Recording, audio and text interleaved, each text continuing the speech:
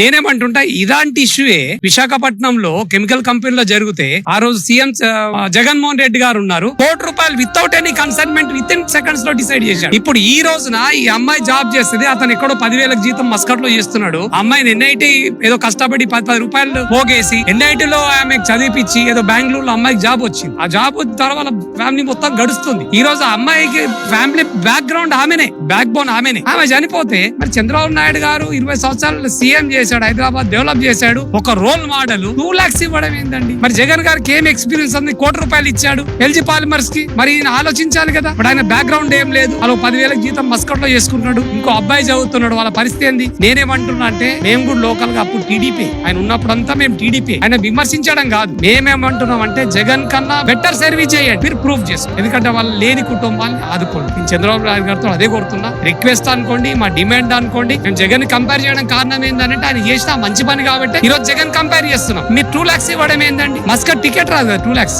ఆలోచించాలి కదా.